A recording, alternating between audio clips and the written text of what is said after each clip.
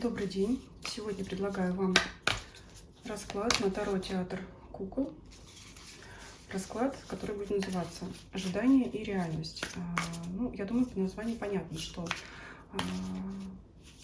это расклад на ситуацию, когда вы ожидаете наступления какого-то события или вы ожидаете определенного отношения к себе человека и видите свою картину. А в итоге получится, может быть, так же, как вы и предполагали, может быть, совершенно иначе. Вот давайте в итоге сравним именно ваши представления о том, как будут развиваться события, и о том, как они действительно будут развиваться, о том, какое завершение это получит. Итак, что вы ждете? Давайте возьмем 3 карты. Как вы себя видите, как должно это произойти и как это произойдет в итоге, что получится. Ну и возьмем дополнительную карту, я ее назову позиция между, как раз, которая нам расскажет все, что она сама хочет рассказать. Не будем задавать на нее вопрос, а будем смотреть по ситуации, при необходимости дополнять. Ситуацию можете загадывать любой сферы. То есть это будет общий расклад на любую сферу жизни, на любой вопрос. Буду говорить в общих чертах, чтобы вы каждый для себя поняли, соответственно, своей ситуации. Итак, ваши ожидания, прорыв. Но это в любом случае вы хотите изменить что-то, причем быстро и резко. Кстати, у вас в голове могут проигрываться не один вариант развития событий, а несколько. Вы можете постоянно о них мечтать, размышлять, представлять. То есть мечтать в радужном смысле слова. Может быть, кто-то не то что мечтает, а представляет с опасением. У всех по-разному. А здесь будет бумеранг. Интересно. Но в любом случае карты говорят о том, что вы хотите возмездие, наказание, чтобы ситуация произошла так, чтобы другому человеку было по делам, либо чтобы здесь, знаете, такой, опять же, диапазон разный. Кто-то, может быть, из вас хочет, представляет, чтобы с другим человеком произошли такие же события, как и с вами, чтобы он понял, как оно, как это оно, да, как вот это вот почувствовать то, что произошло с вами. И представлений может быть масса, то есть, как вариант. Это не обязательно обида на кого-то, то есть это желание, чтобы тот человек то же самое почувствовал. Да, вторая сторона. Если вас кто-то обидел, вы можете желать ему отомстить, например, да.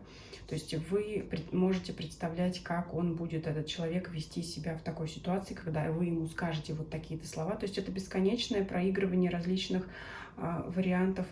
Будем говорить о мщении. Все-таки бумеранг — это в классической колоде карта суд, карта двух противоборствующих сторон, в результате которых победить должна одна. Возможно, конечно, заключение мирного соглашения, но, тем не менее, все-таки вот мечевая карта говорит о том, что ситуация имеет такой характер резкий, и вы хотите быстроты наступления событий. И вот это вот самое прокручивание всех ситуаций, развитие событий в голове, она как раз говорит, что эта мысль вас не оставляет в покое. Вы хотите вот как можно быстрого, как можно наиболее быстрого возмездия для второй стороны. То есть вы хотите, чтобы вторая сторона тоже почувствовала себя, скажем так, в вашей шкуре. То есть здесь не говорят карты конкретно о том, как будет выглядеть эта ситуация в итоге, как она произойдет. Скорее всего, карты здесь в этой позиции говорят, что для вас важно знать, что вы слишком зациклены, вы слишком много вот представляете себе, у вас слишком много вот вариантов того, как это может отыграться, как этот бумеранг может, так сказать, шарахнуть по голове мягко или больно второй стороне, как она вот это почувствует. То есть именно вот здесь проблема не в том, что вы ожидаете, что это случится, а проблема в том, что вы слишком зациклены на этом. Здесь вот, скорее всего, карта говорит о том, чтобы, пусть ему или ей будет так же, как и мне. Это может касаться любовных отношений, может касаться отношений коллег, но, скорее всего, здесь все-таки имеет место ситуация отношений между людьми, между кем бы то ни было. Ну, давайте посмотрим в реальности, да, мы поняли, что вы хотите, чтобы вторая сторона либо была наказана, либо она прочувствовала то же самое, что чувствовали вы. И тут кто-то может придумать всяческие способы наказания и представлять, как тот другой человек, например, сядет в лужу, ну, не в прямом смысле, но, может быть, кто-то и в прямом смысле представляет это. То есть масса у вас вариантов, ожиданий и вариантов много. Давайте посмотрим, а произойдет ли это на самом деле. Вообще, что тут нам покажет карта воздержания, карта сила, карта трудолюбия.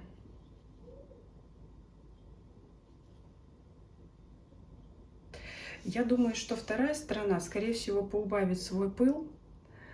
Если как-то человек неправильно к вам себя вел, то он исправится.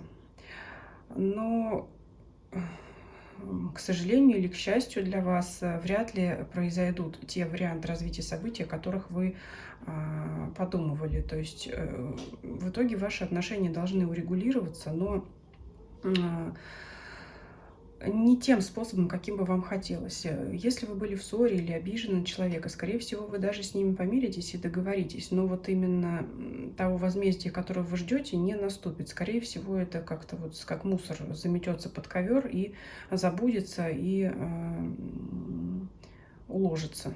Потому что здесь у нас по итогу пентаклевая карта. Вы знаете, могу сказать так, что тот человек, та вторая сторона окажется в итоге на коне, потому что выпадает король. Скорее всего, человек сможет как-то урегулировать эти отношения, сгладить конфликт, но ни в коем случае не допустит для себя никаких бумерангов. Вот, понимаете, потому что человек сильный. Два старших аркана выпадает против здесь вашего одного. Поэтому, как бы, ну, сила, скажем так, на его стороне.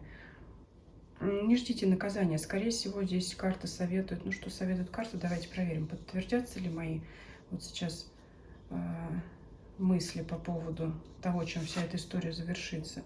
Покой. Ну, да, скорее всего, вам карта советует в данной ситуации пойти на перемирие, пойти на примирение. И в общем-то, успокоиться и забыть, не тревожить свою голову вот этим вот выдумыванием планов изощренной мести или каких-то, как сейчас говорят, моментальной кармы.